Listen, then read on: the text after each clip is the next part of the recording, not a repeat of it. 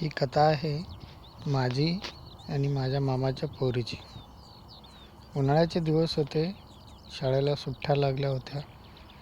मी मामाच्या गावी राहायला होतो. मामाची खूप देखणी सुंदर मुलगी पण होती. तिचं माझं नेहमी चांगलं जमायचं. सतत ती माझ्या अवतीभोवती असायची. तशी मलाही ती खूप आवडत असायची. आम्ही आत्ता 12वी वर्गामध्ये शिकत होतो. तिचं नाव वनिता होतं. वनिता दिसायला तशी खूप सुंदर होती आणि आता तर 12वीत आल्यापासून तिच्या सौंदर्यामध्ये खूप खूप भर पडली होती. मित्रांनो, काय सांगायचं तुम्हाला. तिचे लाल लाल ओठ, तिचे हळूहळू आलेले छातीवरचे बॉम्ब, बॅक साईडचे बॉम्ब मला खूप खूप उत्तेजित करायचे. मी वनिताकडे नेहमी पाहायचो. ती माझ्या नेहमी अवतीभोवतीच असायची. तिला वाटायचं कदाचित की मी सुद्धा तिला आवडायचो.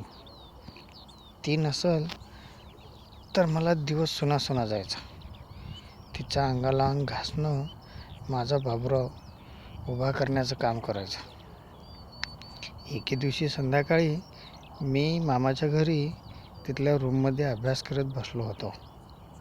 परंतु कदाचित तिलाही झोप येत नसल म्हणून ती अभ्यासाचं निमित्त करून माझ्या रूममध्ये आली आणि माझ्यासोबत बायोलॉजीच्या अभ्यासाचा चर्चा करू लागली. ती जशी जशी चर्चा करत होती आणि जशी जशी जवळजवळ येऊन तिचे 2 आंबे माझ्या अंगाला घासत होती, माझा बाबूराव अजून टाईट व्हायचा. हळूहळू ती माझ्या अंगाला खेटू लागली. कदाचित तिच्या मनातच होतं की माझ्याकडून ठोकून घ्यायचं. मग तिनं हळूहळू तिचा हात माझ्या मांड्यावरती सरकवला. माझा बाबूराव अगोदरच खूप टाईट झाला होता. ती हळूहळू अति उत्तेजित झाली. मला कंट्रोल झालं नाही म्हणून मी तिचा जोराचा किस घेतला.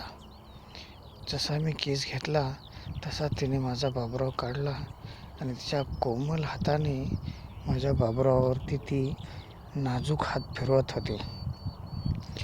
माझा बाबूराव आता लाकडासारखा खूप कडक झाला होता. तिलाही तो आवडू लागला. ती आता खूप मादक झाली होती. मग तिने हळूहळू तिच्या अंगावरचे सगळे कपडे काढून टाकले आणि माझा बाबूराव तिच्या तोंडात घेऊन चरा चोखायला लागली. तिला असं वाटत होतं कदाचित ही आईस्क्रीमच असेल. एवढ्या ती बेभान होऊन चोखत होती. मला आत्ता खूप स्वर्गाचा आनंद येत होता. तिच्या नाजूक होठाचा स्पर्श माझ्या बाबूरावला लागल्याच्या नंतर माझा बाबूराव अतिच टाईट झाला होता. आता तिने माझे सगळे कपडे काढले होते. आता ती माझ्या खालच्या 2 गोट्या पण चोखायला लागली होती. ती गोट्या चोखत होती. बाबूराव तोंडात घेऊन चोखत होती. हे चोखत असताना मला खूप आनंद लागत होता. तिने आता पूर्ण नागडी होऊन तिच्या कोमल पुच्चीमध्ये ती माझ्या आता वरती बसली.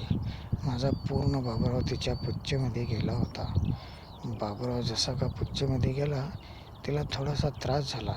ती आऊच म्हणून थोडी हळू आवाजात बोलली. मग तिने वरती होऊन गचा हाणायला सुरुवात केली. मग मी सुद्धा तिला घोडी बनवलं आणि घोडी बोलून पाठीमागून कचा हाणू लागलो. आम्ही इतका आनंद घेतला धावण्याचा की ती तृप्त झाली. तिला मग मी सोयीशा केली आणि कच पाठीमागून धक्के जोरजोराचे देत होतो.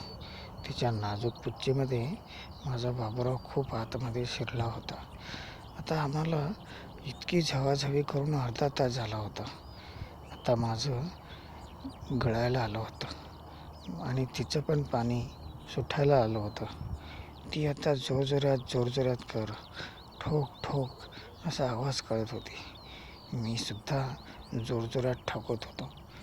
मित्रांनो, मग आमचं काम झालं आणि आम्ही तृप्त झालो. मित्रांनो, अशाच नवनवीन कथांसाठी, माझी आणि वनिताच्या कथांसाठी आमच्या चॅनलला आपण सबस्क्राईब करायला विसरू नका. धन्यवाद.